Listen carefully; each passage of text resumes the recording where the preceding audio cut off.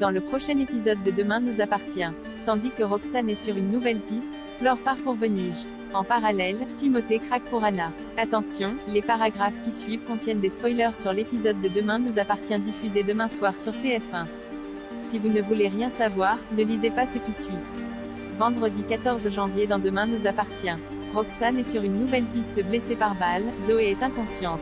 Après avoir appelé les secours, Aurore fait croire à ses collègues que la femme allongée au sol a tenté de désarmer Al avant d'être touchée. Aurore prétend ensuite que la cambrioleuse a forcé la serrure et a pris la fuite. Quand on lui demande si elle a eu le temps de voir le visage de la fugitive, Aurore indique qu'elle était brune avec un carré. En entendant les secours arriver, Aurore profite que ses collègues aient pris en chasse la cambrioleuse pour récupérer les affaires de sa sœur et les jeter dans la benne d'un véhicule d'entretien. Peu après, elle appelle le commandant Constant pour lui faire croire qu'elle a pris la fuite par les... Le lendemain, William ausculte Zoé qui s'en sort avec quelques points de suture et tente de faire comprendre à sa belle-sœur que sa femme risque gros en essayant de l'aider. Il lui demande donc de partir loin d'ici et de laisser sa famille tranquille.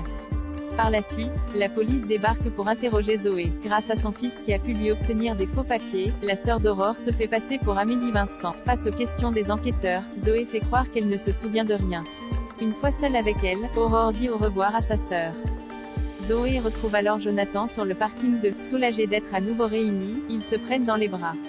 Tandis qu'elle s'apprête à monter dans la voiture, Zoé entend son père l'appeler au loin. Mais elle refuse de l'écouter puis somme son fils de démarrer. Au commissariat, Roxane est parvenue à localiser la planque d'Al. Inquiète, Aurore aimerait accompagner ses collègues sur place mais Martin préfère qu'elle rentre chez elle pour se reposer. Le commandant Constant et son équipe se précipitent ensuite sur place mais les fugitifs ont eu le temps de prendre la fuite sans laisser de traces. Non loin de là, Zoé et Jonathan sont sur la route lorsqu'ils aperçoivent un barrage policier. Ayant des faux papiers, Zoé explique à son fils qu'ils n'ont aucune raison de s'inquiéter. Malgré tout, Jonathan pense que la police est à la recherche de sa mère et sort son arme de la boîte à gants. Comme elle exclut qu'ils finissent comme son père, Zoé indique qu'ils devront se rendre si la police venait à les reconnaître. Jonathan, qui souhaite venger la mort de son père, préfère foncer dans le tas plutôt que de se rendre.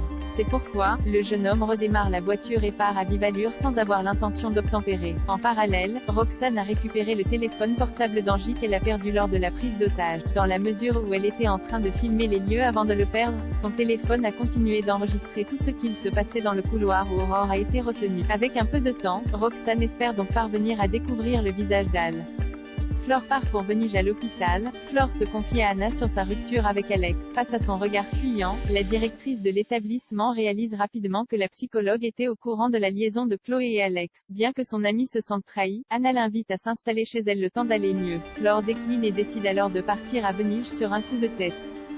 Plus tard, Alex croise Flore avec comme il cherche à savoir si elle s'est trouvé un nouvel appartement. Flore lui reproche de faire semblant puis lui rappelle qu'elle n'a plus aucun compte à lui rendre. En colère, elle le blâme ensuite pour l'avoir trahi puis le somme de lui foutre la paix. En proie à la culpabilité, Alex rejoint Chloé au spoon et se livre auprès d'elle. La fille Delcourt affirme qu'il a géré la situation du mieux qu'il le pouvait et assure que tout finira par s'arranger.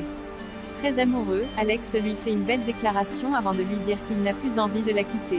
Pour sa part, Chloé ne souhaite qu'une chose, c'est qu'il soit heureux comme avant. Dans le même temps, Flore débarque au spoon et lance à son fils qu'elle part pour Venise. Lorsqu'elle voit Chloé et Alex s'attabler non loin de là, elle préfère partir. Timothée craque pour Anna au cours d'une nouvelle séance avec Anna. Timothée raconte qu'il ne maîtrise pas bien les conventions sociales et plus particulièrement les conversations avec les gens qu'il ne connaît pas. Pour qu'il se désinhibe, la psychologue lui donne un exercice pratique à faire avant leur prochain rendez-vous. Timothée doit donc faire la conversation à une fille qui l'intéresse mais dont il n'est pas amoureux. Par la suite, il met Gabrielle dans la confidence. Sur les conseils de son ami, Timothée aborde alors Elsa, une élève de sa classe, et l'invite à une séance de révision après les cours. Quand il se retrouve pour travailler, Elsa juge malheureusement qu'il est trop bavard et préfère réviser à la bibliothèque. Dépité, Timothée débarque dans le bureau d'Anna pour lui rapporter ce nouvel échec. En discutant avec elle, il a compris que sa camarade voulait travailler au lieu de discuter. Anna lui demande donc ce qu'il ferait si elle était une jeune fille de son âge. Bien que perturbé, Timothée se prête de retour à la coloc. Timothée explique à Gabrielle qu'il a trouvé la fille qu'il lui faut, belle, mature et intelligente.